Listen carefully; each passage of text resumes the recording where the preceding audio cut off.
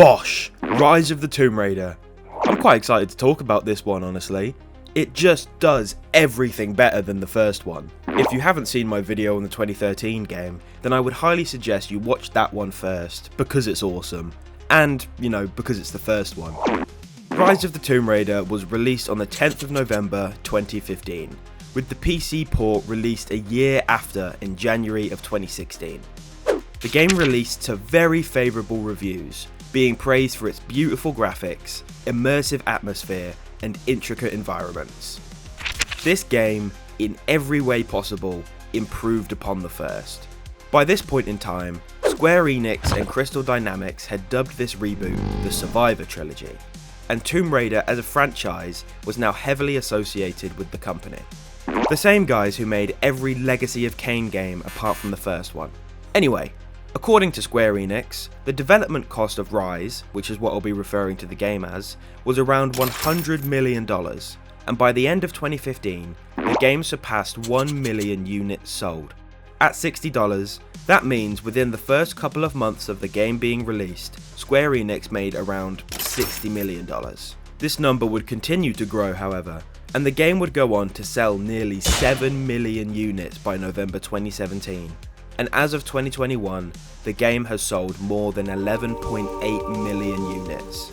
So if we take that and do some maths, Rise has made the company around...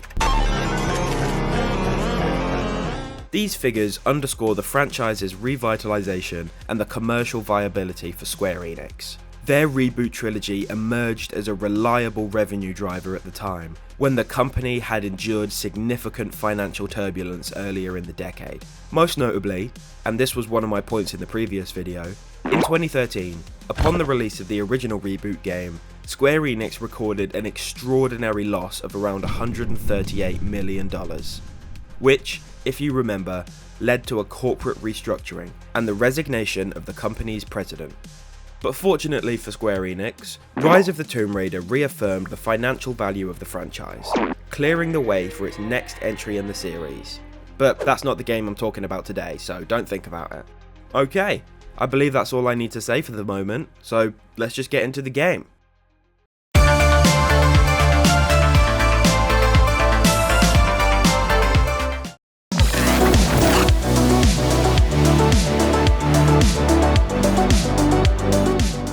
The game kicks off with Lara in the Siberian wilderness.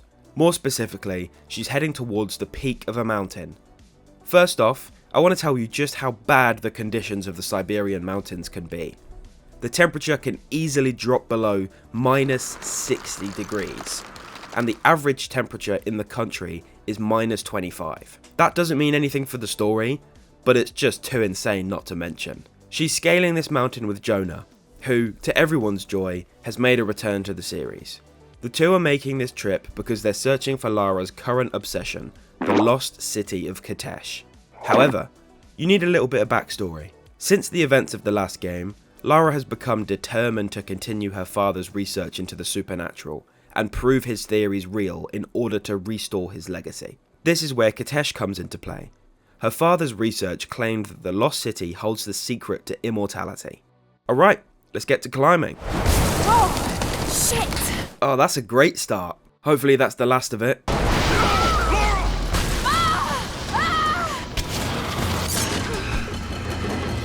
Good God, Lara, why do you do these things? Thankfully, as we know, Lara is a master climber, so getting back up to Jonah isn't too difficult.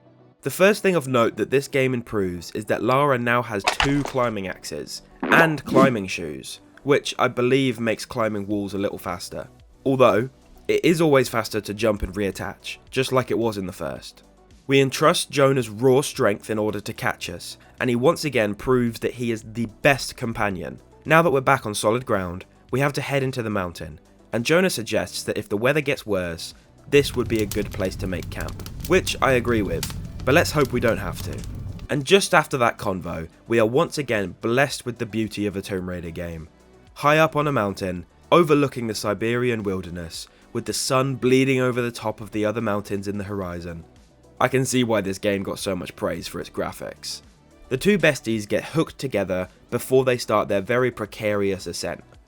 Lara is the first to jump onto the ice wall. Jonah does follow, but he stays out of frame. When we're almost at the peak, a big chunk of the ice wall crumbles like every man in their 20s trying to talk to a goth woman. We prepare ourselves mentally and make the leap to the other side. After seeing our amazing performance, Jonah questions his ability to do the same, so Lara tells him that she'll anchor a line for him at the top. Speaking of the top, when she does reach it, she actually sees the lost city. Unfortunately though, the city does not like to be seen, and it summons a lightning strike which causes Lara to lose her grip and fall.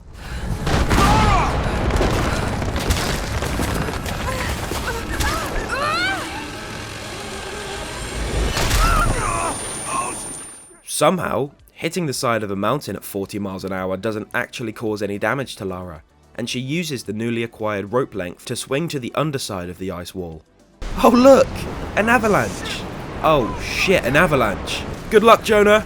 As you can tell, this is our first run away from something sequence in the game, but it's a good one. But I am a bit biased because it's a snowy area, which automatically means it's good in my eyes.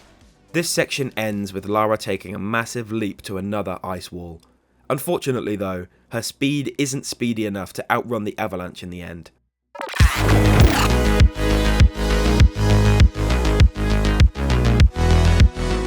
Even though the chapter title says Syria, this chapter opens in London, 2 weeks before the Siberia incident. The game cuts to Lara's flat, where we hear a recording of her father talking existentially about mysteries and shit. It quickly turns worrying as he talks about being followed by a group called Trinity. According to Lord Croft, Trinity is an ancient and violent group that yearn for controlling the future of humanity.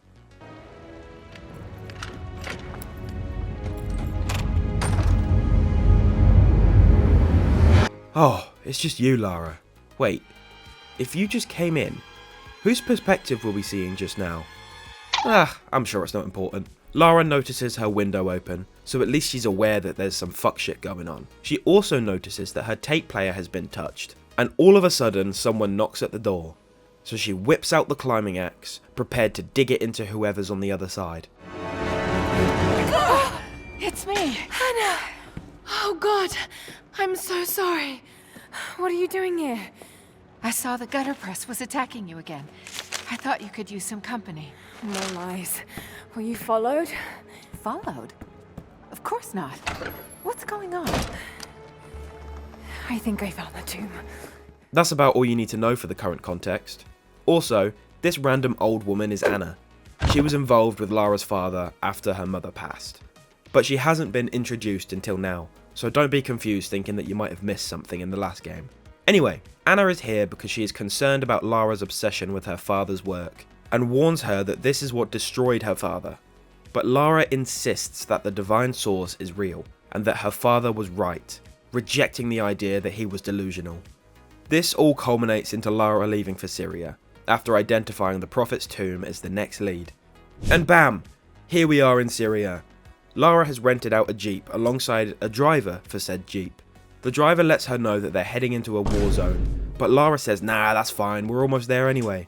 I also think it's really cool that the GPS screen canonizes the in-game marker icon.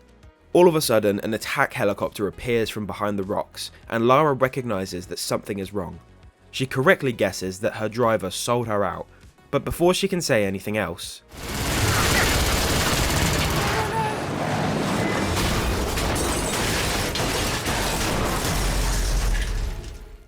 just like any other shitty situation, Lara manages to survive, and this time is relatively unscathed, just a few cuts and bruises. However, the jeep does then explode, which hurls Lara down the side of a cliff. She manages to save herself for a second, but still hits the lower ground really goddamn hard.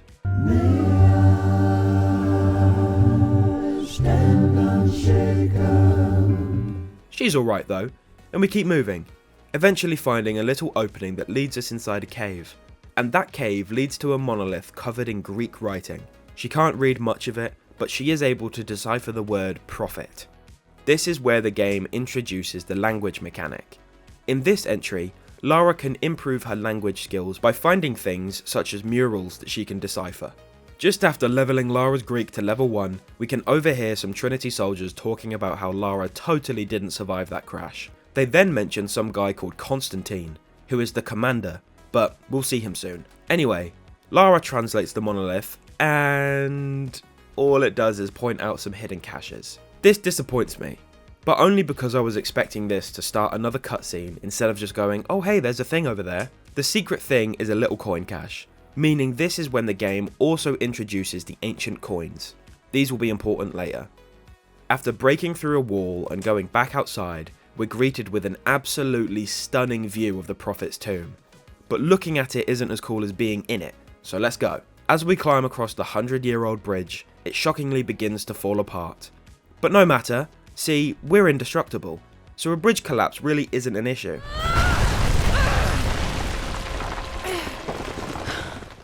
Am I about to fight a fucking Dark Souls boss? Whoa. Stunning. We made it, Dad. Holy motherfucker. Right, it's time to get to work. To begin with, we'll break apart this wall, which then causes the area to flood. This then allows us to reach an even higher wall, and that leads us to an elevated platform, which, when stood on, opens a gate, flooding the area even more. I'm sure you can see the loop for this section. We finally make it to the altar, and atop this altar is the Prophet's tomb. Unfortunately though, it's empty. Trinity then appears out of nowhere and repels into the tomb alongside the man himself, Constantine. They walk up to the tomb, open it, and Lara pops out, just like I'm sure they were expecting. Lara and Constantine have a little back and forth because he thinks that she has the artifact. But in a show of trust, she raises her pistol and tells him that it was empty when she got there. Constantine repays this act of trust with intent to kill her, but she manages to swipe his detonator and presses the button. Get down!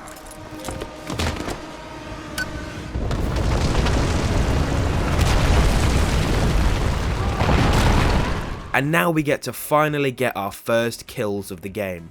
It's just 2, but it's still monumental. And now we have to escape the crumbling tomb. Oh yeah, I can't believe I haven't mentioned it until now, but Rise finally implemented a sprint button.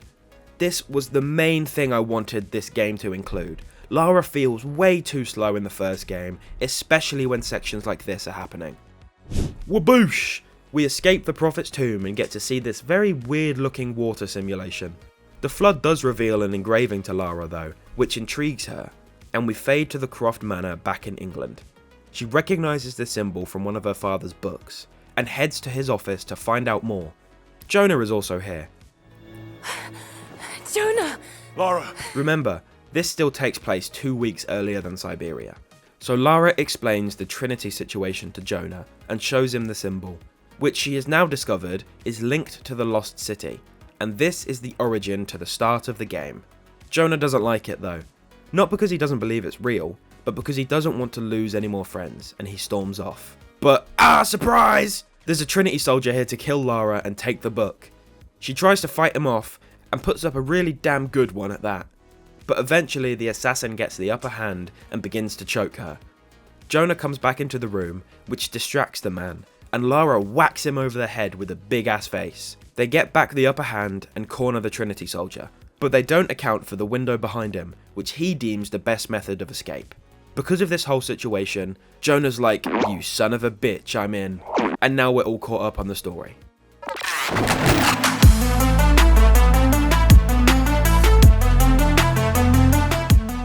We catch back up with Lara after the avalanche. She's fine, nothing's broken apart from maybe her spirit, although she is now stranded in the Siberian wilderness, which, might I remind you, is probably minus 60 right now.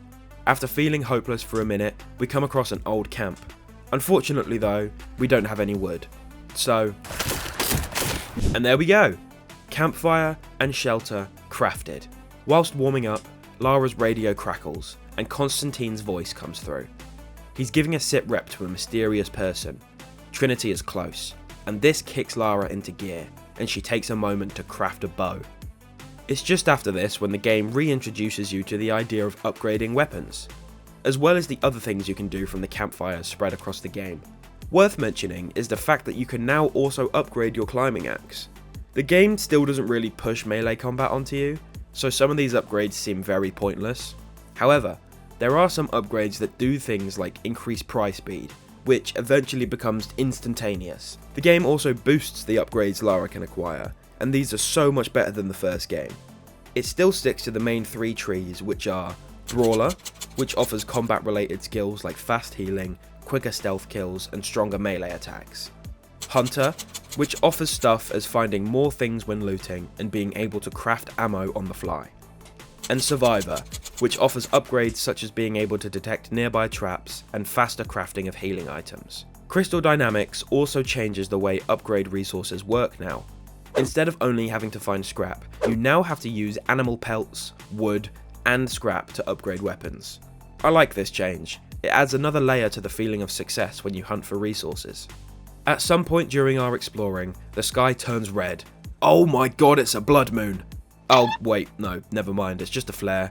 Rock and stone! Right, let's investigate this flare. What the fuck's going on? Oh, there's a dead Trinity soldier. But what killed him? Oh, I see. Oh shit, oh shit, oh shit. Go, Lara! Fuck off, fuck off, fuck off, fuck off. Booyah! Now who has the upper hand? Whoa, whoa, whoa, whoa, whoa! Oh, god damn. This fall throws Lara into a flashback from her youth. We see Lara's father for the first time, and the two have a back and forth about Lara wanting to come with him on his next adventure. But he says it's too dangerous, and gets a phone call which he has to take. Back to the present, Lara discovers an abandoned Cold War installation that Trinity has occupied. The game then teaches us how to heal, and Lara spots some Mongol ruins that we could use to get back to the bear. The game also introduces us to deathcap mushrooms. And why is this important? Well, because we can use these mushrooms to create poison arrows, and those poison arrows can kill our new bear nemesis. But before that, we head back to camp for Lara to get some rest before the fight. As she goes to sleep, she dreams of her father again. She overhears her father shouting at someone over the phone, which leads to Lara then shouting at her father because of his obsession over the divine source. Sounds familiar. Lara is awoken by a gunshot, and the game cuts to a man and a woman running through the forest being chased by Trinity soldiers. The man is shot, and the woman, Sophia, fights back, taking out 2 of the men chasing her before then running out of arrows. The soldiers execute the man, and Sophia runs off into the woods. Because of this, one of the soldiers stumbles across our camp, meaning we can now legally kill him for trespassing.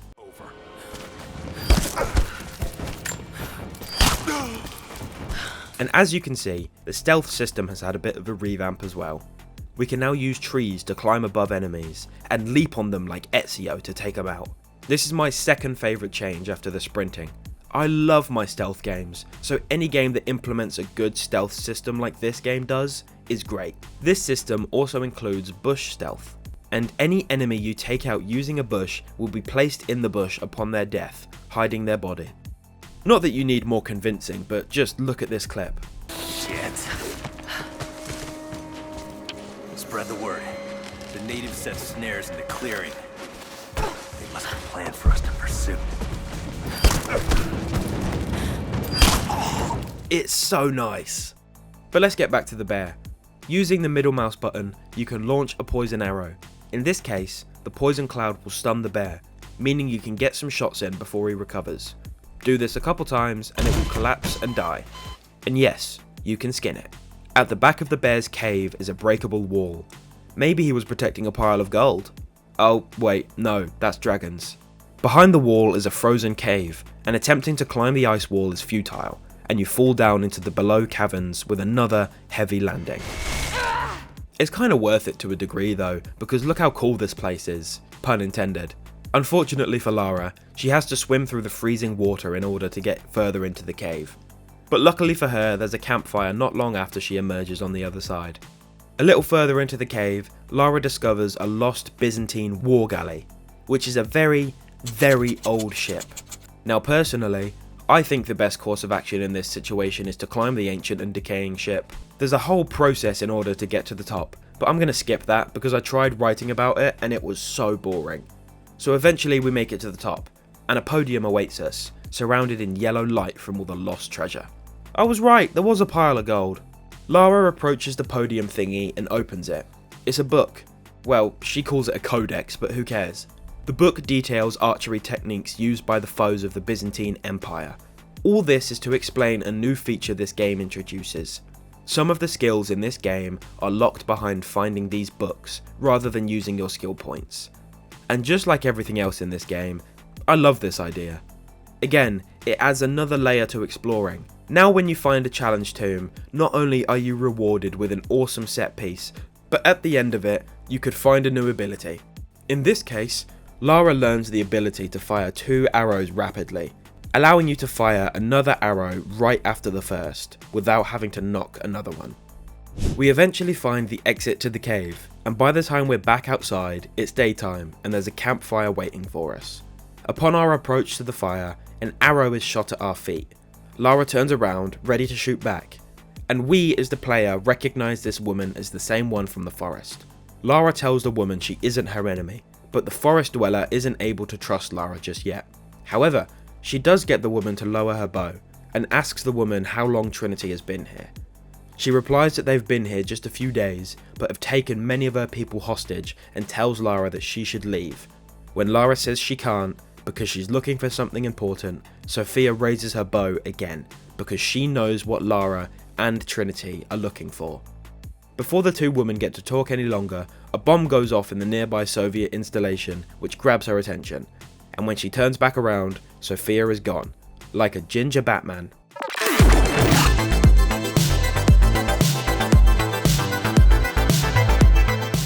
We begin this chapter by taking a zipline down the cliff, towards the Soviet installation. Can anyone hear me? No, I don't think anyone can hear you, dude.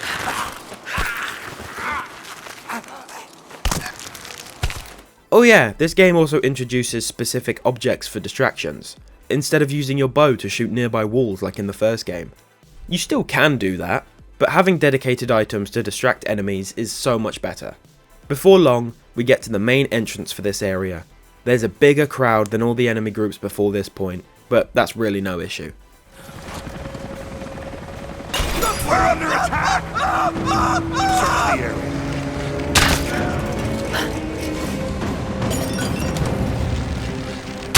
There she is!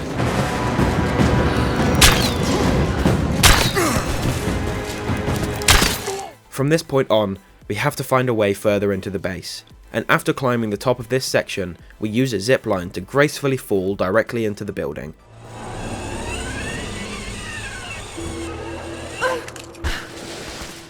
Overhearing an ongoing interrogation, Lara finds a revolver on the floor near a dead body, meaning that we can claim it as our own. What is he gonna do? Call the cops? And with this newfound power, we interrupt the interrogation, get our first pistol kills of the game, and save the person being tortured. We try to speak to the dude in the chair, but he dies before we can say his final words.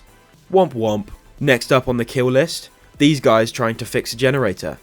But first, Constantine comes in to berate the men for their failure in fighting back against the natives. How could someone like you?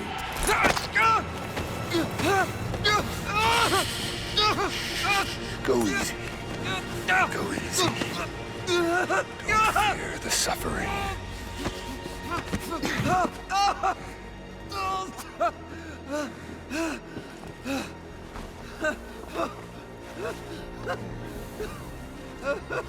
Our goal is within reach, but we must be vigilant.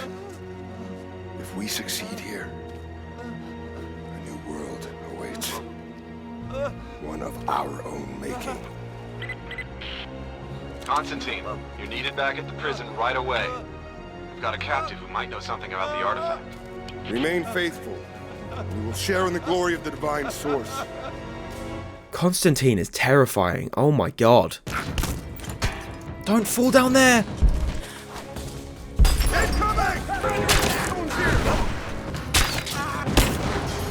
We take another zipline because this game loves ziplines, and this one leads us to a little shack that sits near an old logging site. This is also where we meet our first side mission character. Oh yeah baby, this game introduces side missions, and they're actually pretty awesome.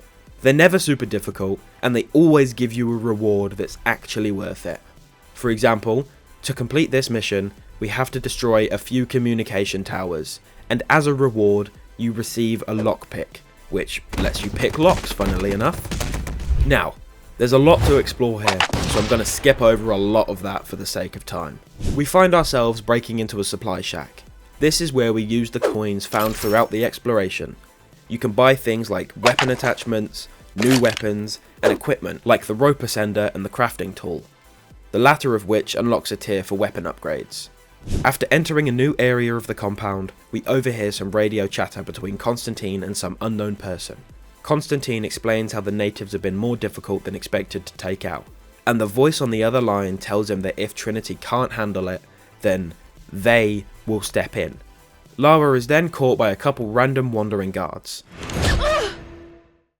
She then wakes up in a dirty room, tied to a chair, and apparently Anna is here as well. Right, why the fuck would she be?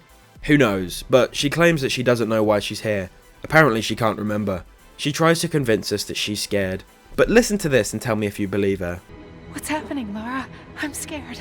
Yeah, no. Anyway, Lara explains the situation to Anna, and tells her that Trinity is after the same thing that her father was after. Then Constantine comes out with a garrote wire, and strangles Anna. Oh shit, maybe she isn't in on it. That's enough. She doesn't know.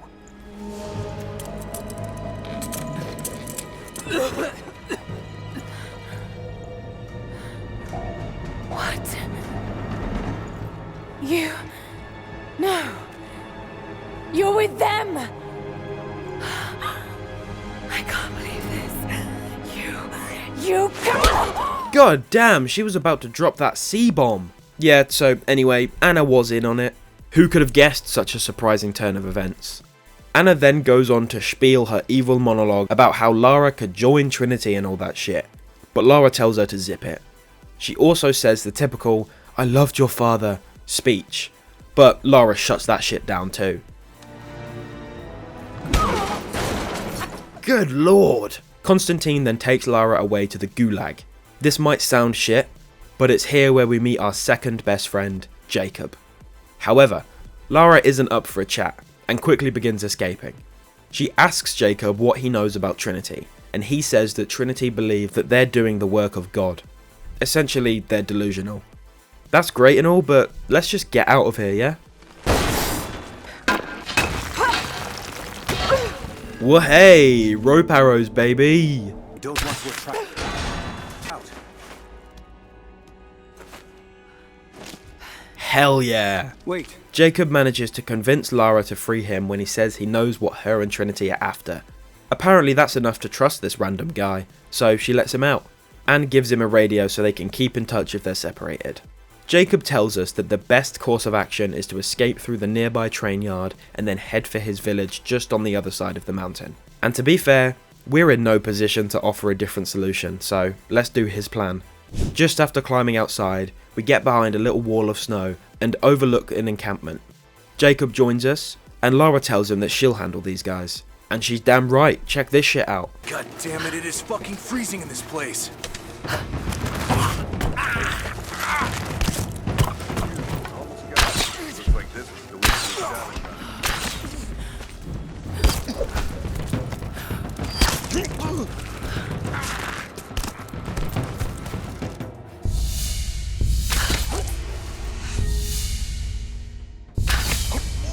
Now that those guys aren't bothering us anymore, we open the inner gate and let Jacob know that we have done so. So we climb up to the window of the building the gate was protecting and meet back up with Jacob.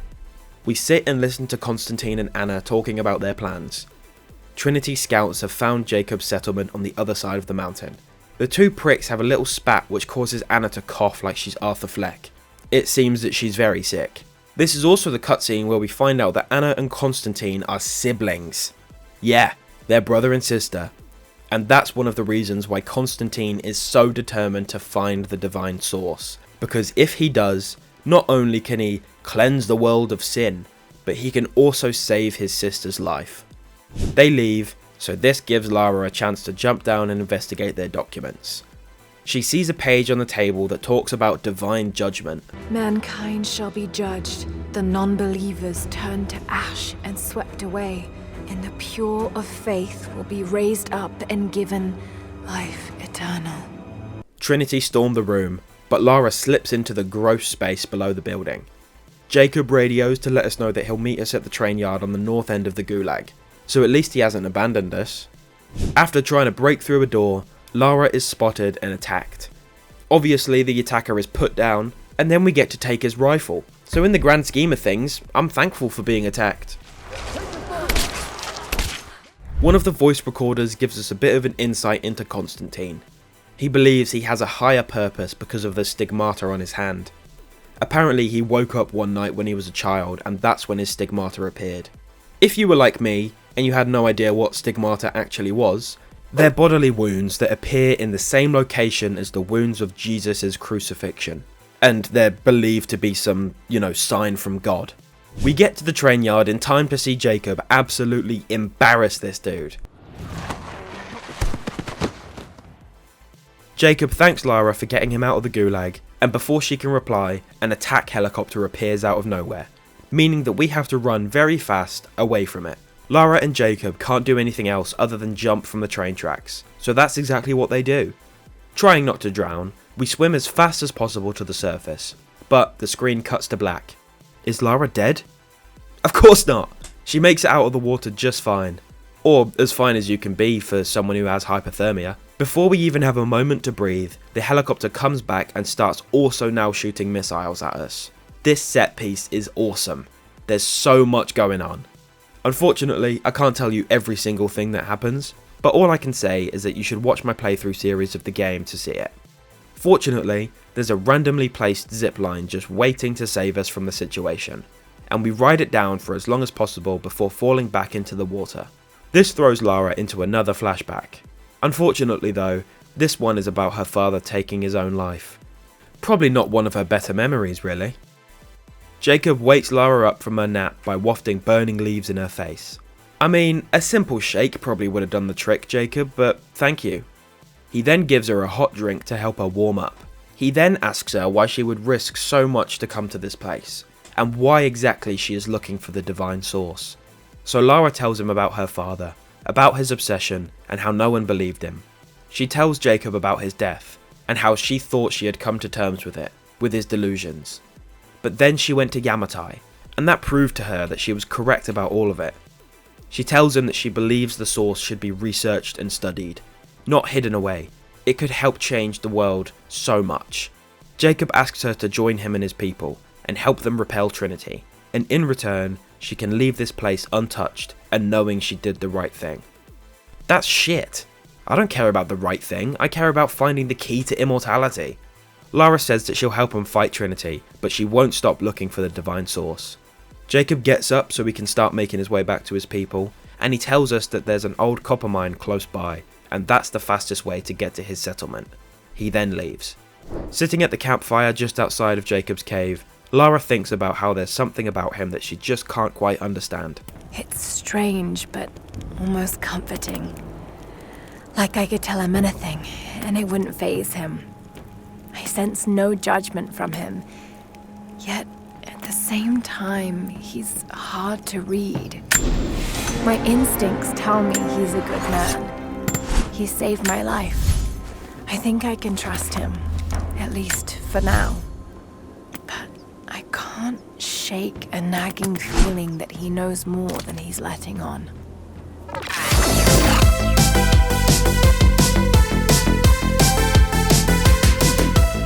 Now that Lara has taken some time to recover, our first order of business is to blow up some Trinity soldiers. We also then head over to save some people from a Trinity prison, so we take out a few men guarding the building and slip inside using an open vent. Once we're in, we take out a few more guards with epic stealth, and pick the lock to the cell holding the natives, letting them free. Finally arriving at the entrance to the copper mill, we see multiple bodies hanging from the front gate. Forgetting about those, we yank down a barricade, allowing us to get further into the mill. There's a document in one of these shacks that's worth mentioning. It talks about the miners finding a cavern filled with ruins and artifacts, and mentions how part of the workforce is made up of the natives, who become agitated upon their discovery. The document ends with the Soviet commander understanding the natives know something about this cavern, and he believes that the miners are on the verge of an even more amazing discovery. Alright, let's begin the climb. Sneaking into one of the higher rooms, the game introduces us to Molotovs. I love the way the crafting for these works. You can't just craft and store them, you have to find a bottle on the floor before you can craft a Molotov, and you have to use it if you don't want to waste it. It's very cool, and it adds to the feel of scrambling to survive. It's also in this area where the game introduces the rope swing, which I think is so much better than the next game's reliance on the grappling hook. We eventually begin to climb to the next layer of the mill, and we zipline across to the adjacent building. Unfortunately, upon our graceful landing, we break the floor, which alerts the enemies nearby. But they're too slow and we blast them all.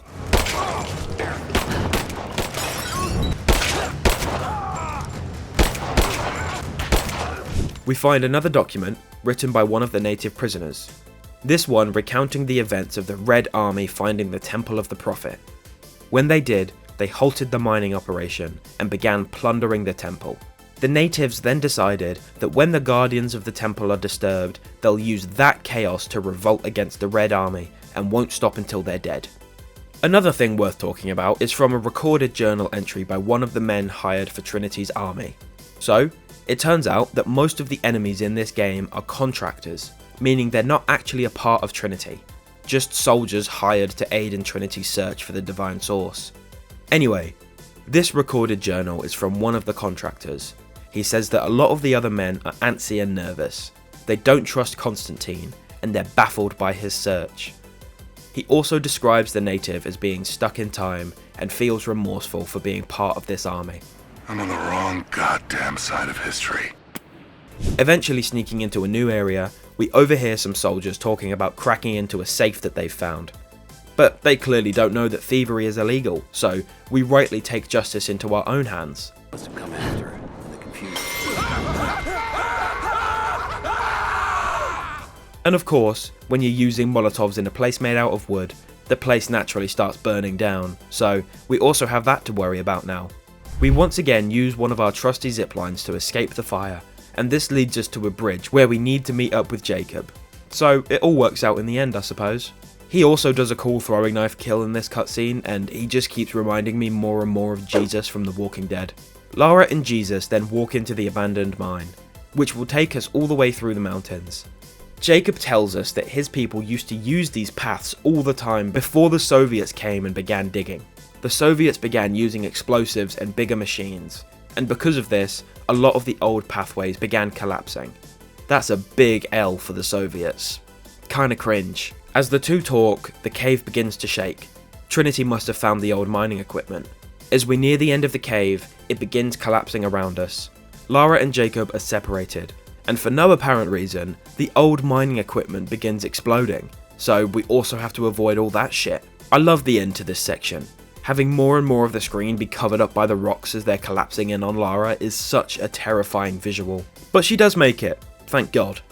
After a few minutes, Lara finds a combat knife, meaning we now have a combat knife. No way! We can use this new piece of equipment to cut ropes, which we do right away to clear our path. At the top of this shaft, we exit the shitty mine and enter part of the lost city. But wait, it gets better. After killing some guys and being taught that we can make smoke grenades, we get a better view of the entrance to the big ass temple or some shit. Now we just need to get inside. So first up is ziplining down to a truck that is teetering on the edge of the bridge. But fortunately for us, the truck does not fall. It's only Lara that does. But we do need to get the truck to fall. So we connect an old minecart to a winch, pull it up to our level, then cut the rope and force the cart to go crashing into the truck. Surprisingly, this causes the truck to fall off the bridge, and when it does, it rips one of the wooden bars holding the gate together. Now we just need to do that one more time and we'll be inside. But before we get to the second rope, we have to have another firefight with Trinity. And now we get the chance to read another journal entry. Prisoners are revolting.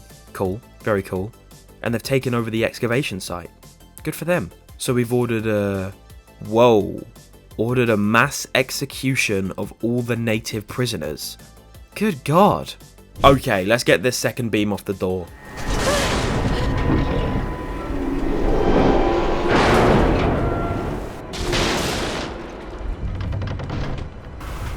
Well, as sketchy as that was, we're halfway there with the beam already, so silver linings I guess. After connecting the water bucket to this crank, we can crank the crank until the water bucket is cranked, and once it's in position, water from the heavens will fill it up, making it too heavy for pretty much anything to withstand. It also makes the crane unstable, and of course, we have to run across it to get to the door. Not only that, but we have to scramble across the ground that's being torn apart. The things we do for lost cities, am I right? But our effort isn't in vain. We make it to a giant statue of the immortal prophet, and below him is a mosaic of the exodus of his people from Syria. Wait, hold on, is that Jesus? No time for that. The next mosaic shows the prophet and his people settling in a hidden valley and building Katesh. We then skip ahead to the depiction of the prophet being handed the Atlas, an artifact his warriors forged for him. Lara reads the text on the mural and figures out that the Atlas is a map of the city, and it could show the way to the divine source. You know what that means.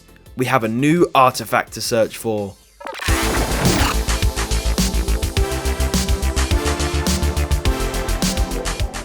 After finally walking into the light at the end of the tunnel, we come across some stone ruins in a geothermal valley. And these lead to the discovery of a little village that's hidden away. This exciting discovery mustn't wait, so we swiftly zipline down to lower ground. But once we do this, a group of natives aim their sharp arrows at Lara's face. Sophia comes out of the walkway to threaten Lara not to take another step. But Lara tries convincing her that they're not enemies, which Sophia doesn't want to accept right away. She still believes that Lara could be with Trinity. But Lara tells her about escaping the gulag with Jacob, and how they got separated in the mines. One of the warriors accuses Lara of killing Jacob. Hey, fuck you, dude. And Sophia takes this as good enough reason to kill Lara, which she does try to do before Jacob appears from thin air and tells her to please not do that, please. Oh yeah, we also find out that Jacob is Sophia's father, but do we really care? She was about to kill us. I don't like her. Jacob lets his people know that Trinity are on their way in force, and the natives need to prepare defences, and tells them that there shall be no harm to fall upon Lara. Speaking of, she looks once again at the ruins and believes they must be close to the Prophet's lost city, but Jacob tells her to cool it and to focus on the fact that they're about to be swarmed by Trinity. And with that, we get a crane shot of the entrance to the village. God damn, this place is beautiful. I can see why some people want to go and live in a cabin in the woods. Lara tells Jacob that she'll stay and fight with them, and then we're just set free to explore the village and the surrounding area. Skipping past all my exploration, go watch my series if you want to see it, we come across a gathering of warriors, talking over their plan on fighting back against Trinity. Is this part of the story? No, not really. It's just a background detail, but it's great. Jacob radios to ask Lara for some help. Because his people are spread thin across the valley, Lara would need to light one of the signal towers in order to make sure everyone in the valley is aware of the situation. Not a problem, Jacob, I'll get it done. So we begin climbing the very tall rock face that holds the signal tower. Once reaching almost the top, we find an oil flask and some arrows with flammable material on the end. I'm sure you can guess where this is going.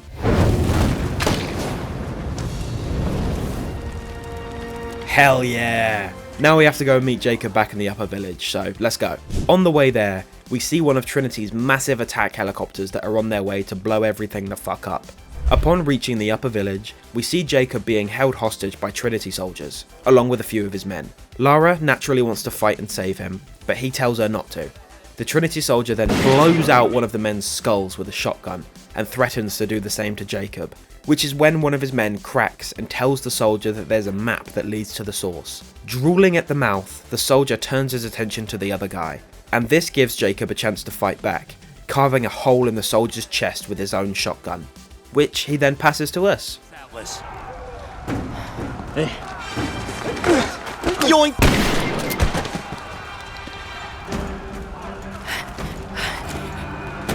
And I know you know how good the shotgun is. Holy shit, is that Ghost Rider? I guess not. But this is a mini-boss, and I'm sure you know by this point, this fight isn't really that hard. It just consists of shooting enough bullets until the enemy perishes.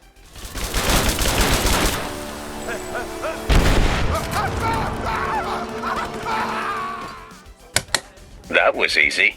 With this, the Trinity forces retreat and we cut back to the old Russian base, We see Constantine doing some religious shizzle before he is interrupted by one of his men telling him over the radio that they have been overrun by the natives, and this upsets him. Constantine tries to hit Anna with a revolutionary "I told you so," but she won't accept that, and essentially tells him that Lara is better than him. She says he knows what will happen if he fails. Trinity will take over, and if they do, Anna won't get the power of the divine source, and she will die. But Constantine is all like, yeah, but we have the power of God on our side, we can't fail. He then gets on his knees and prays. I like this cutscene, especially this part. Constantine clearly has full faith in the power of God. One of the things he says is, These sins you have forced me to commit, they must have a purpose. which gives a good insight into his character. Deep down, he's not a bad guy. He just wants to do whatever is necessary to save his sister, and wholeheartedly believes that God has given him this task. I mean, yeah, he's delusional and he has sinned, but in his mind, this is all for the greater good. And it's not his fault that he's so delusional. The game then cuts back to the natives, showing us the consequences of Constantine's deluded mindset. It's giving off the same vibe as the scene in Avatar when the Na'vi are mourning the loss of their tree. But we don't know these people, so Lara gets straight to asking Jacob about the Atlas. He tells us that it's a map to the old city, and that a lot of his people still live there. Lara says that she can help, and Jacob questions whether she's helping them or helping herself by helping them. To which I say, who cares? You're going to be helped no matter my motives. But Lara wins him over once again, and we start venturing towards the tower whilst Jacob gathers reinforcements.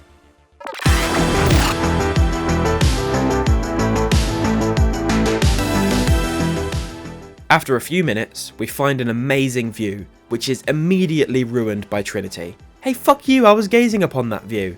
This document is worth pointing out. It's an entry from one of Jacob's people talking about their ancestors who fled from Byzantium. The writer describes how the people of Byzantium wandered into a wild that almost killed them, but they survived and found this valley. And they honoured this gift from God by tearing the stones from the mountains and building a new empire. A mocking echo of that which almost destroyed them. But like the Tower of Babel, God saw fit to cast them down and make them humble. This is how the people of the valley learned to live off the land. They became stewards, not conquerors, and the land offered up its secrets. Oh hey, it's Trinity. Surely you're not going to execute... Oh, right, okay. You need to be punished then.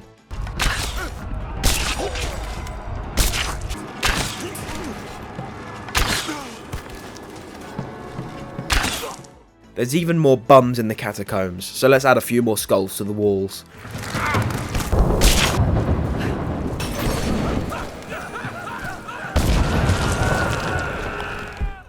Okay, let's get out of here. Oh, damn it. Actually, that helped quite a bit. So we kill the guards and untie the hostages, which includes Sophia, who is understandably very angry about what has happened. She tells us that the entrance to the catacombs is blocked. So we rip down one of the basement walls and climb into an old armory. This is where we find some impact grenades, and Lara has the perfect idea to attach them to the end of her arrows. Hell yeah, dude! So now that all the natives are free, we take some time to upgrade our arsenal before attacking Trinity head on. This time we have a plan that's more than just fighting to kill. This time we're trying to lure out the attack helicopter. That first wave doesn't cut it though. We need more destruction. Surely that's better. Well, apparently not. So we head further up the ruins, killing Trinity guards along the way, and take cover behind a wicker cart. By the looks of it, the natives are winning by a landslide, and Jacob lets us know that the helos should be in range soon. And just as he says it, one appears, and the natives shoot that bird down like a clay pigeon.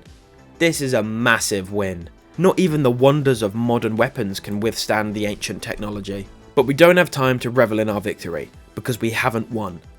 Trinity has swarmed the tower and once again trapped the natives, so now we need to go and save them for a second time. Trinity isn't playing around now either. They've sent out their armoured soldiers to take us down. But thankfully, we acquired grenade arrows not too long ago, and armour doesn't defend well against direct impact explosives. That was easy. Jacob waltzes over to inspect the damage and to mourn his losses. But Lara doesn't care about that and asks him to tell her more about this place. He agrees, so they head up the tower to get a better backdrop for this lore dump. He tells her a few things that she already knows and some stuff that she doesn't. But he finally gets to the divine source. He says that his people believe it holds a fragment of God's soul. And legend has it that whoever held the source was granted immortality. Naturally, that's why Trinity has been fighting for the source, because everyone wants to be immortal before they realise how shit it would be to be immortal. Anyway, Lara still wants to help, but Jacob is still reluctant to let her. He says it's not her fight, and that she can't feel the emptiness inside her by finding what her dad couldn't. This is enough to make Lara walk away in anger, but Sophia stops her and says she wants to help. So she tells Lara that the Atlas is below the cathedral in the archives. But she warns us of something.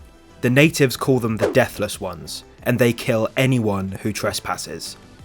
This is why Jacob doesn't want Lara to go down there.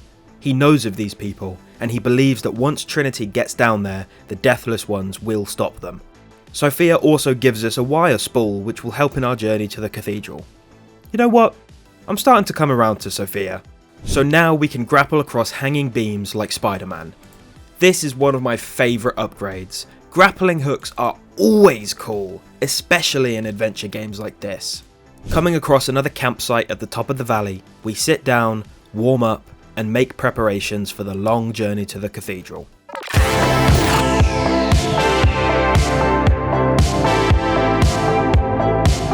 Skipping past over an hour of me exploring and doing anything that isn't the main story, we begin making our way over to the cathedral, which begins with a descent that has more explorable pieces scattered along the way. After finally realising the magpie life isn't for me, I stumble upon a Trinity soldier standing patiently by the edge of a lake, and like many great lake monsters before me, I drag him under the surface down into the depths. We then breeze through the rest of the enemies at this camp, before finding an audio journal from a Trinity soldier that has been snooping around and taking files for his own use. Trinity caught onto this, and assumedly killed him. This audio file sounds like it was supposed to go to someone. The soldier talks about how fucked up Trinity is, and signs off by saying, "Hope I get to tell you that in person." RIP dude, you might not have been a bad guy, just on the wrong side. Climbing out the window of a cabin, we jump into a new area, and are immediately greeted with an attack helicopter, along with a new big group of Trinity soldiers. So I should really get to work.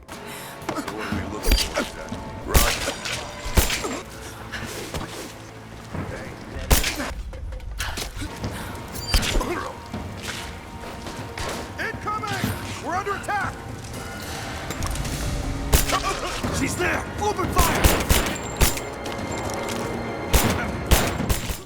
And with those goblins out of the way, we're free to scale the cathedral. This climb is pretty awesome.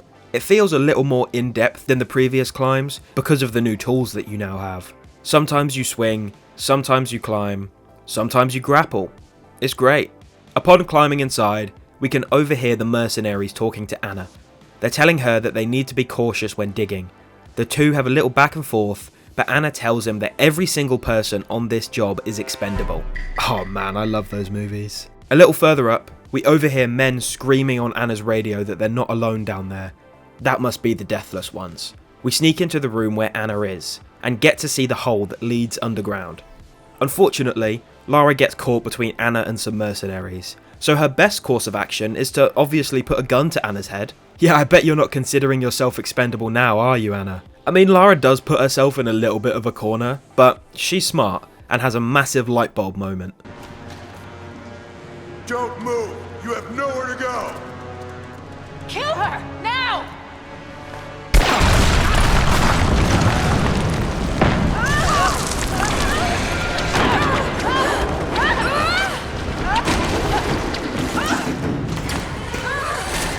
Those generators! They're gonna pull us both down!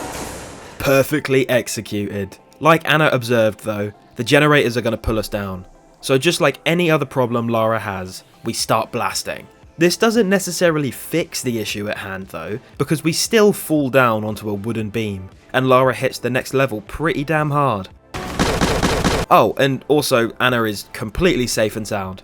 She unfortunately did not splatter on the ground below. Lara does shoot her in the arm though before she gets a chance to monologue, which is what we all want every video game character to do.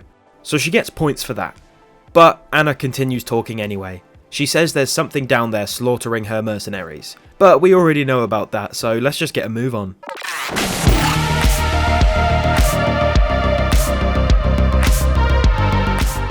Squeezing through a crack in the wall leads us straight into the Chamber of Records, and we get our first glimpse of the Lost City.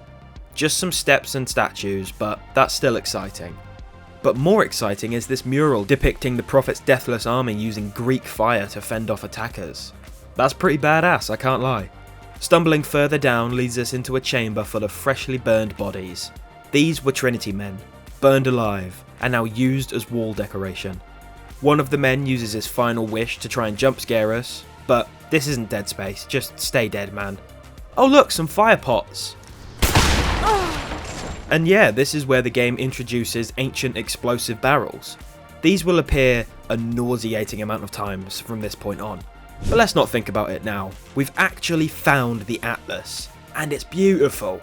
Naturally, finders keepers, so Lara takes the Atlas.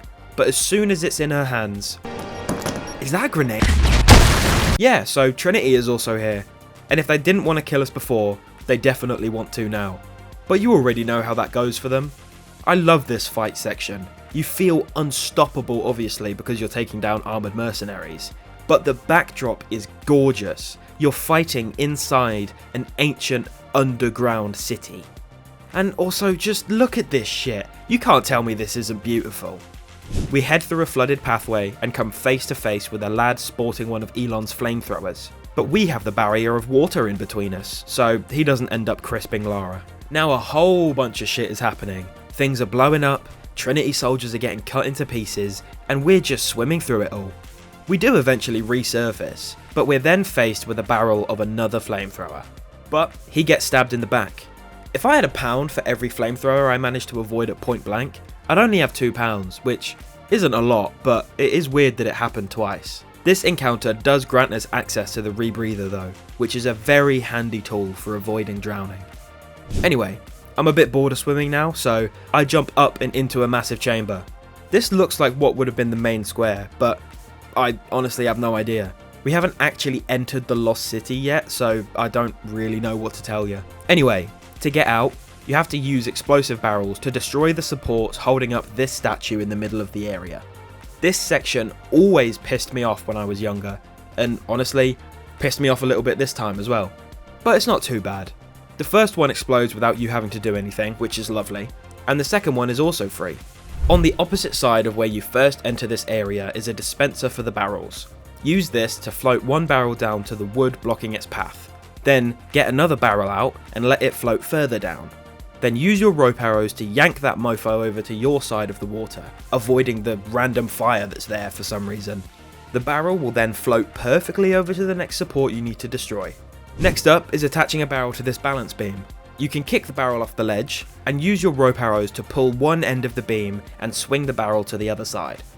However, you will also need to attach a barrel to the other end of the beam to act as a counterweight. Now just cut the rope, kick the barrel into the water, and blow up the final support holding the statue. Unfortunately, we're not out of the woods just yet. The Deathless Ones have spotted us, and they begin raining down fire arrows. So, from this point out, you'll have to sprint, jump, and parkour your way out of the archive. After Lara's legs have probably doubled in size from all the running, she falls into a mudslide, which conveniently just gets her to the exit of the tunnel. She radios Jacob to let him know she's out, and he asks her to bring the Atlas to the observatory in the mountains. After swimming some more, we finally get to talk to Jonah again. Both characters are very happy to be speaking to each other again, and Jonah tells Lara that Jacob's people picked him up half dead out on the tundra, and Lara tells him not to move because she's on her way. And finally, after like 8 hours of gameplay, we meet back up with Jonah. The game can now get good again. Lara tells Jonah all about how she was right, how her father was right. The divine source is real. Sophia pops in out of nowhere and tells us to head up to the observatory. So we do, and Jacob is stanced up waiting for us. Lara shows him the Atlas, and he's like, "What? No way, you found it!" He's super excited. and he tells her that the observatory was used to view the Atlas. She sticks the Atlas in the Atlas-shaped hole and gets the strong teddy bear to yank on the chains, which lifts the platform. This causes the sunlight to shine through the Atlas, which then shines the map onto the floor. Now, you may be looking at this and thinking, what the fuck am I looking at?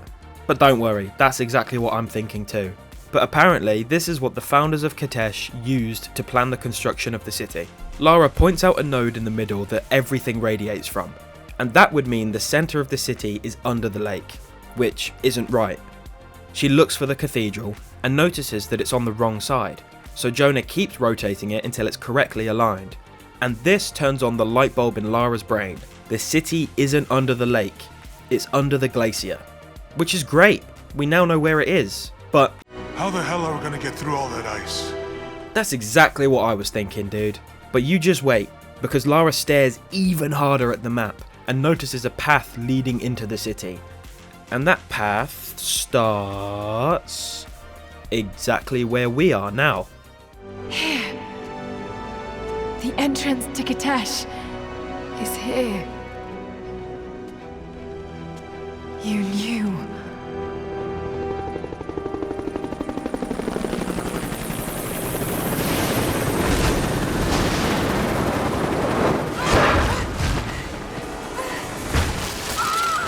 God damn it, man, can we not just make a discovery in this place? Thankfully, Jonah is the first to grab the Atlas, and we all know that Jonah is indestructible.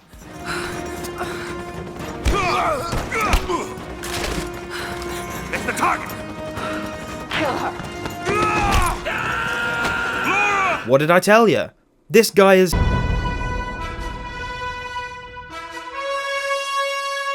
Unfortunately, he then gets grabbed by a Trinity soldier, hooked up to a rope, and kidnapped.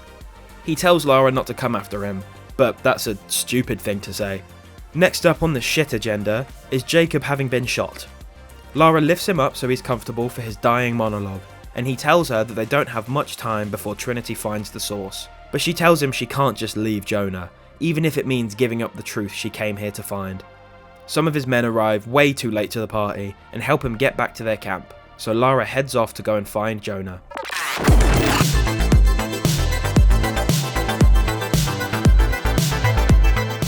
Back in the dark of night, Lara thinks about where Jonah could be, and correctly assumes Trinity would have taken him to the old gulag, so I suppose we better willingly go to prison. We get a beautiful view of the research base in the distance, and I would like to point out how beautiful this game is again. I don't think I've said it enough, but man is it nice. Sophia tells us of an old weapon stash, so we open the box and loot it. This is where we find the climbing arrows, which is tied for my personal favourite piece of equipment alongside the rope ascender. With these, you can dig your arrows into wooden walls, and then use those arrows as platforms in order to climb said wooden wall. They're fucking awesome. And I wish more games had something like this. There's something so badass about making your own climbing anchors. During this part is where Jonah's audio logs start appearing. These are great to listen to. You get to hear about Jonah's journey and trying to reunite with you. He talks about hearing Lara's voice on the radio for a brief moment, which sparks hope into him that she's still alive. You get to hear about his exploration of the area, and when he notices the attack choppers heading to the valley. We head into a cave and pretend it has the same heating as the inside of a Tauntaun. It doesn't, and Lara dreams about her father's gravesite, and what she said before she left for Siberia. She's giving one of those, "I'll show them you were right" type of speeches. She wakes up shortly after that, and remembers that she needs to find Jonah. So let's lock in and go get him. After doing a lot of platforming, the game randomly fades to a cutscene with Anna and Constantine looking at the Atlas map. And as beautiful as it looks, unfortunately they have also figured out where the hidden city is. The two cretins discuss the threat of the Deathless Ones, but Constantine says it doesn't matter because his men are ready to die for the cause. He hasn't even told them about the threat they face. Anna brings up the idea that Trinity might not let them keep the source once they find it, but Constantine isn't worried about that either, because he's been chosen by God. Oh, look at me! God loves me specifically, so I can lead his immortal army. Shut up, bruv. This cutscene is awesome though, and it's probably the best in the game. The delusional outburst from Constantine is amazing, the score is amazing, and it hammers down how lost Constantine is in his mission. But back to Lara. We've found where Trinity has set up shop around the research base, meaning we can finally put some arrows through skulls. There's also a challenge in this area to destroy 4 fuel tanks. And I've just realised I haven't actually talked about the challenges yet. There's not much to it, but in each area you have one or a couple challenges. And these will be things like cutting down a certain amount of flags, or in this case, destroying 4 fuel tanks. All you get from this is XP, but they can be kind of fun. Unfortunately for Lara, she has to swim through freezing waters in order to continue. She doesn't have to endure alone though, and can bring some friends into the water alongside her. After getting to the weather station, we find a voice log from Constantine spitting his typical delusions. But in this one, he talks about Anna becoming weaker, and how determined he is to save her, and save this world from itself. And upon entering the research facility, we get probably the most shocking twist in the game via a goddamn audio log. So, turns out that Anna was the one who carved the markings into Constantine's hand, and she was the one whispering to him in his sleep. So he's not been chosen by God. He's not special in any way.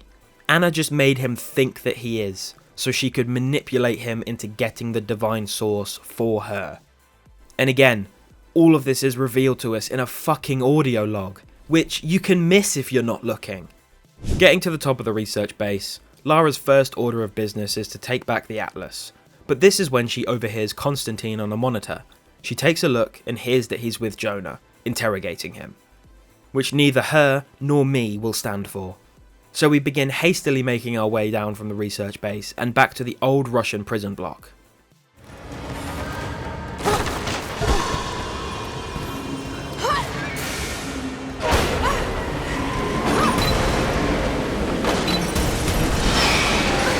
As you can see, it's a very simple process.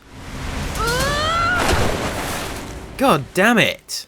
Thankfully, it doesn't take much longer to get into the prison, and as soon as we enter, Lara chucks the keys to some prisoners, and she gets to where Jonah is being held. Constantine admires his loyalty to Lara, but unfortunately, his patience is running thin, so he heats things up a little with the barrel of a gun. But this is the last straw for Lara, who attempts to shoot Constantine through bulletproof glass. I mean, come on Lara, what were you expecting? Well, I mean, at least you managed to cause a distraction. That's better than just trying to shoot through bulletproof glass and failing. Jonah manages to get Constantine's gun from him, but Constantine begs him not to shoot. He says he was only doing what he thought was right, and Lara yells at Jonah to not listen. I mean, who would listen to that bullshit? Oh, Jonah listens to that bullshit. And it leads to him being stabbed? Right, okay. Get me the fuck in there! I'm coming, Jonah! Don't you dare die on me! Hey bud, you're fine, right? Everything's gonna be okay. I'm gonna delete this game if you die. He doesn't, thank God. And the natives we freed are gonna take him back to the camp and patch him up. So Lara leaves and tells them to bar the door behind her. Now it's time for revenge. So we get to killing every Trinity soldier that even so much as breathes within 20 meters of us. Oh God, Jonah, please don't be dead. I killed so many Trinity soldiers to get back to you. He's still not dead. Thank God. I told you this motherfucker was invincible. But wait, he gives his death speech and passes out. What the fuck, Jonah? We can help him. How? We must get him to the observatory, to Jacob. Well, let's fucking go then. Come on, chop chop. They all make it back to the observatory, and Jonah is still alive. Thank God. Jacob pulls up with a mysterious bag of salt. He rubs it in his hands, puts it on Jonah's wound, and speaks scripture. He talks about the Lord, how he will be by Jonah's side and will guard him. And once he takes his hand off the wound, To all time. Keep pressure on the wound. Prepare him. it's gone. Not bandaged, not in the healing process, it's completely vanished. Jacob, are you Jesus? Jacob walks off and Lara gives chase. She puts all the pieces together and asks him, well, tells herself and us that he's the deathless prophet. This is where we finally get an explanation. Jacob is human. He's not some ethereal being that took human form. Jacob lived in the 10th century and led a group of people who sought eternal life. When he and his followers discovered the divine source, Jacob used it to protect his people from persecution from Trinity. Yes, they've been obsessed with controlling divine relics for that goddamn long. However, upon coming into contact with the divine source, Jacob himself was granted immortality, though it came as both a gift and a curse. He could not die or age, and his body healed from any injury, but the same power also transformed his soldiers into the Deathless Ones, doomed to guard Kitesh forever. By this point in the story, Jacob has been alive for over 1,000 years, and as you know, has become the guardian of the divine source. He also tells us that he regrets it all. He regrets gifting his army immortality, and that the source corrupts anyone who holds it. He proves this by telling us how the Deathless Ones are the reason the city is under the ice. They brought it down from the mountains, killing thousands. They did this to keep the power of the source to themselves. That's a lot of info to take in, I know, but Trinity interrupts story time. Jacob correctly assumes they're going to brute force their way into the ice, which is bad. But Lara remembers that the map showed a hidden entrance into the city.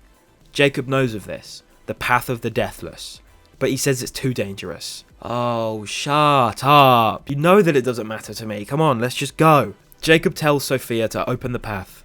And then the goddamn staircase opens up. Oh, hell yeah, baby. Secret tunnel, secret tunnel.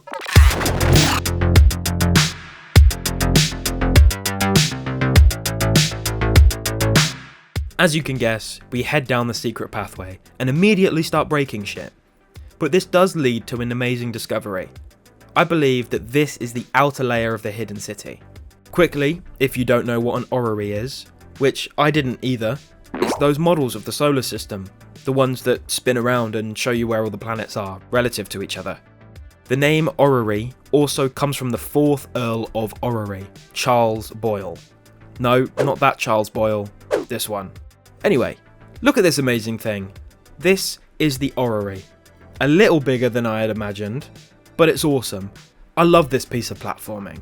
Balancing across beams, you'll have to tightrope walk, grapple, and use your rope arrows to climb higher and higher until eventually jumping back to solid ground. But it's not over yet. Unhooking the orrery from some miscellaneous thing, it starts to spin. Yes, it is beautiful, but now we have to climb up the rest of the orrery whilst it's on the move. But, you know, it's not too bad though.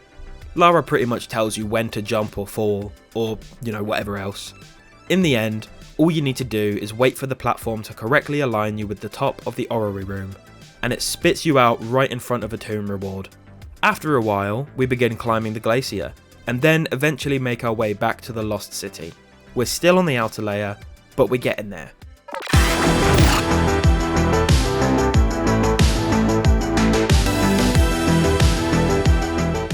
Now officially on the Path of the Deathless, Lara shimmies across the glacier, watching the Deathless prepare for battle as she does, which is honestly really quite intimidating. Thankfully, the ancient immortal beings left a perfectly positioned zipline for me to use. What's not good though, is that it leads to a very rickety piece of wood that shatters upon me touching it.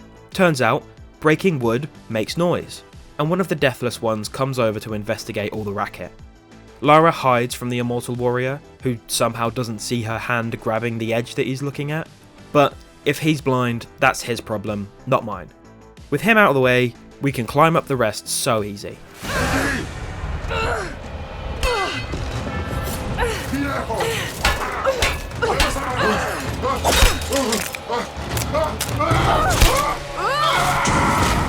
They really don't seem that dangerous if that's all it took to kill one.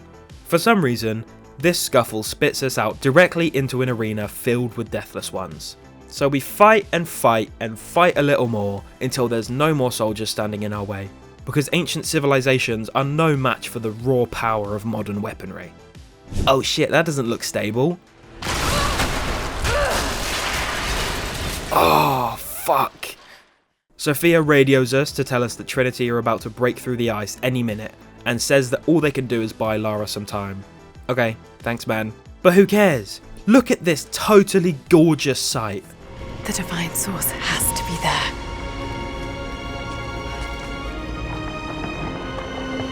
Looks like the way into the city center is through through that gate. Oh, hell yeah, dude. We're here, can you believe it? We're in the goddamn lost city of Katesh.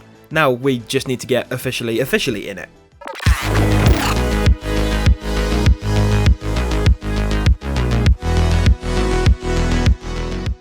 As you can imagine, there's a lot to find and a lot of places to explore in this area, so I will divert you to my playthrough once more if you want to see more pieces of that. Arriving at the gate to the city does not go as planned, however, and the Deathless Ones begin launching trebuchet fireballs at us, which honestly, I don't think they should, so I'm going to kill them. We climb up to the trebuchet, kill the Deathless Ones on duty, and use the trebuchet to destroy the gate that's blocking the entrance to the lost city. Arriving at the main courtyard, Lara spots a dead body and straight away thinks, aha, this is for me to loot, yes? So she does, and she becomes the bearer of armor-piercing arrows, which is great. Now we'll have an easier time eradicating an ancient civilization, and we straight away get a chance to test the new arrows out. So, do they work well? I think they do, yeah. Sophia calls again, saying exactly the same thing as last time, that Trinity is almost through the ice. Wow, Sophia, that's great, thank you. More trebuchet time! Woo! The Deathless Ones again tried to stop us from doing cool things, but I'm inherently against that, so it's time for them to die. With one final fireball, the inner gate has been destroyed. But I'm not done with fireballs just yet. We get to give the Deathless Ones a taste of their own medicine. Somehow the fucking trebuchets have not had their time in the light. Now Lara has to escape the barrage of fireballs, whilst the bridge around her just crumbles and disintegrates below her feet. It's kind of awesome though, I mean, what can I say? Oh look, some more warriors that I can introduce to my bullets.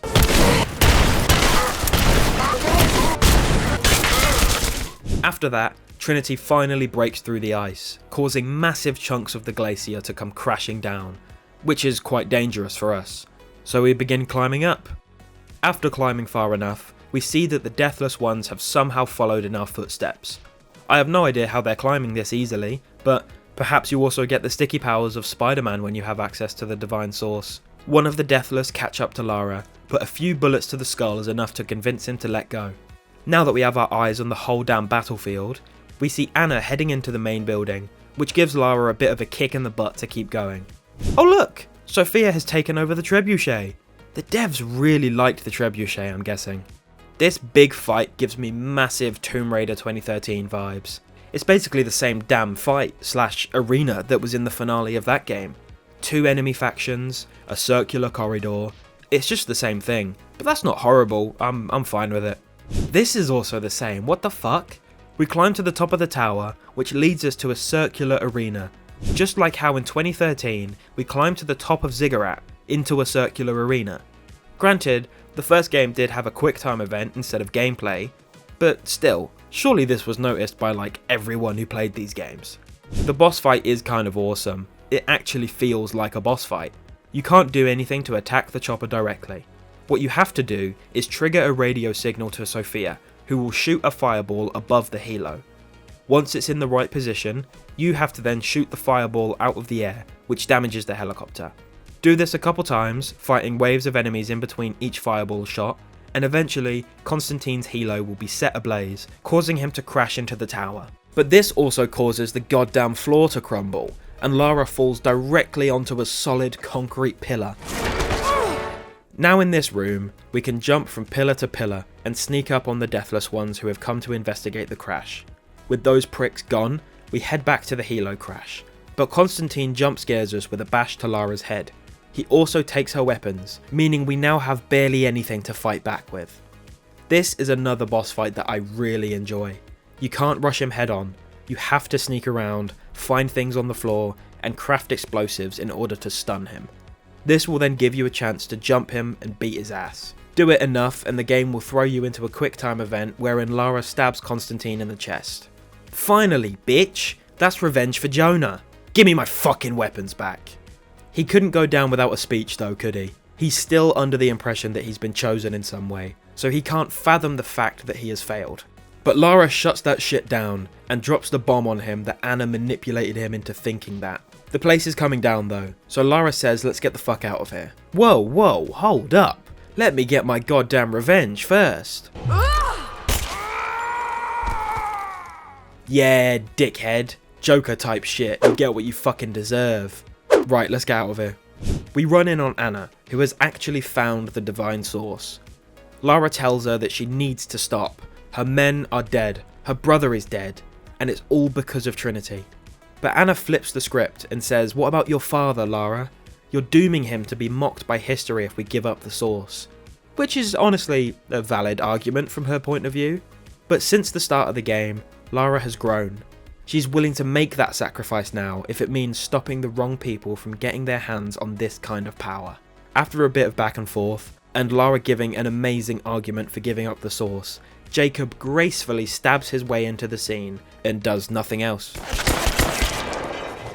The conflict turns into a standoff, with both women willing to shoot the other for their end goal. But I mean, come on Anna, you clearly can't win this fight. Even if you shoot Lara, you're fucked. Anna shoots 4 bullets at an army of the Deathless Ones, and then instantly begs Lara to just let her use the source because, well, I'm dying. She lifts the cover off the source, and it does some crazy shit to her before she collapses. The Deathless Ones are still closing in though, and admittedly, Lara is nowhere near badass enough to fight her way out of this one. So what does she do? I'm sorry.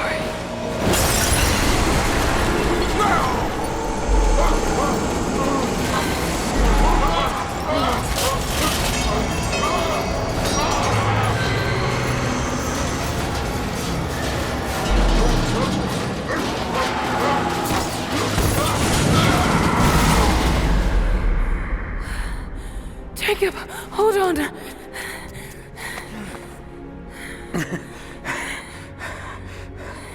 I've held on for too long already.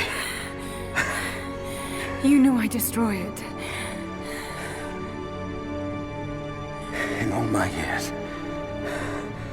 I've met few as extraordinary as you.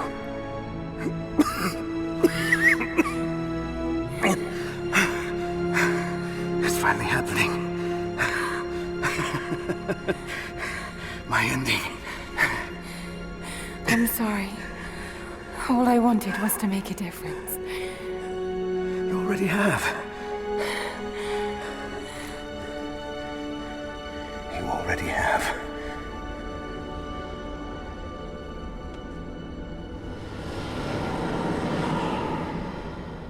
Dude, Jacob just got dusted like half of the universe. The game continues with an audio log from Lara's father. He talks about bringing shame upon the Croft family, but believes that Lara will be the one to bring greatness back to it once again. That she will make her own mark on the world. Remember that the extraordinary is in what we do, not who we are.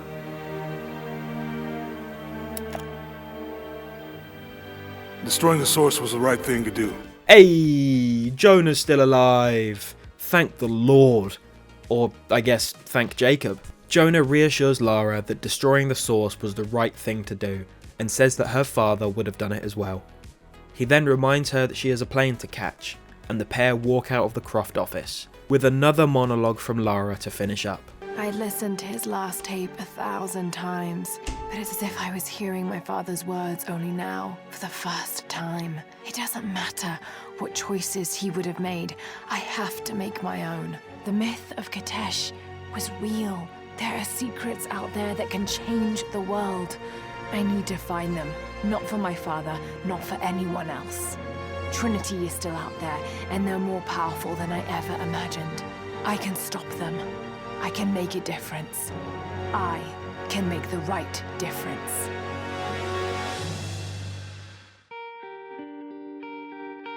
My god, what a ride. Man, this game was... Oh shit, it is like a Marvel movie, hold on.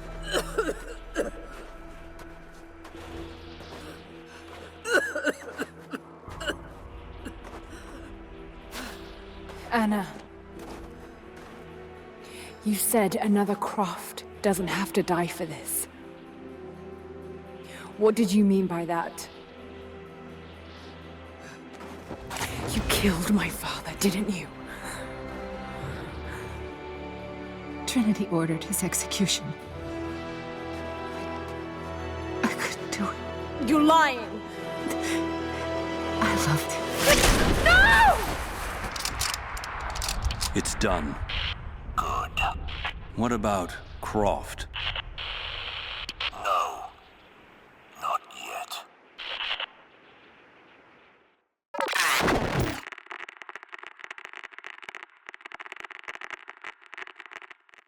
Man, I love this game. I loved the first, but this one is so much better in every single way. The story's more engaging, the gameplay is smoother, there's more depth to it as well. Like, being able to get vertically above enemies and having better stealth. Man, I could have not asked for a better sequel to an amazing first game. I still do think there are bits and pieces that should have had more time to develop and breathe. For example, you don't get attached to Lara's father, so that whole narrative of him dying and trying to rebuild his legacy doesn't really hit as hard as I think it should. However, upon reflection, I realised that these games probably don't need stuff like that. I do think it could have been done, but I understand that these games are more about the present stories and the, cool artifacts that have magical powers. Anyway, I love this game a lot, as you can tell, and I would highly recommend you play it if you haven't. I know that might feel a little redundant, me saying that at the end of this video that explains pretty much the entire game, but I think you would still get an amazing experience out of playing it for yourself. I've already talked about the development and stuff like that in the intro, so I won't talk about that now, but I will fill a little time talking about the themes of this game because I find it really interesting. I joked about it earlier, and I also caught on a little in my playthrough, but Jacob is absolutely meant to represent Jesus and Christianity. The game doesn't depict Jacob as the Christ figure in a straightforward way. I mean, he's not divine, the source isn't an essence of God, but the game does use Christian motifs to enrich a mythic story about human yearning and limitation. And that's just fucking awesome, do you not think? Jacob embodies both the idea of spiritual wisdom and the danger of religious power. His community does depend on him, and he is a prophet and a healer, but also his followers can become zealots, as shown to us with the Deathless Ones and how the source becomes idolised. The game also uses Christian imagery, the divine source being like the Holy Grail, Jacob being able to perform miracles, and the fact that he looks like Jesus and the murals in the game depict him as such. In short, Jacob represents the human cost of immortality, and the way religious myth can be co-opted or distorted. Using Christian and Abrahamic motifs, the game invites players to reflect on what it means to live, to die, to lead, and to seek meaning beyond power. He is not a pure saviour figure like Jesus, but a complicated prophet whose journey invites both respect and critique. As for the rest of the game, I think it's just as interesting. Narratively, the sequel positions Lara more emotionally scarred yet determined. Writer Rhianna Pratchett has spoken about writing Lara's internalised trauma after Yamatai, and how Lara becomes more mentally prepared to fight fire with fire. A character shift that the team deliberately aligned with the gameplay. That framing matters for this theme that I'm about to say. Lara's aggression isn't random. It's the expression of someone refusing to be gaslit by the world after witnessing the impossible. Well, with that, I think I've said all I wanted to say about this game. I thought I'd perhaps have more, but I just really enjoy it and I think it's great, and I don't think I need to say a lot of words to tell you that. I love the ties to Christianity in this one, and that alone I think makes it the best out of the three games. But this one feels the deepest in terms of story and the ideas and all of these just different elements that they bring from real world beliefs. But thank you all for watching. I do apologise if the pacing changed a little when I was getting towards the end. I was racing to finalise this script the night before I wanted to record it, so I was sort of getting to a point where I was like, oh, come on, I just need to get through this so I can actually record it and start editing it as soon as possible. Anyway, thank you again. I love this game, and I'm still so glad I switched to this format. It gives me much more time to dive deep into video games and why they're so awesome. I believe my next video will be covering the first Metal Gear Solid. I know, why do that when I still have another Tomb Raider game to do? Well, for starters, I want to do all the MGS games, and that franchise is fucking massive. And secondly, I was going to try and get that video made before this one, but I got too far into the script for this one that it would just cause a much bigger gap in between videos if I switched my focus onto Metal Gear. Anyway, it doesn't matter. This outro is long enough as is. I hope you enjoyed this video, and I hope you're excited for the next one and you'll be there when it releases. With that, I bid you adieu. Goodbye.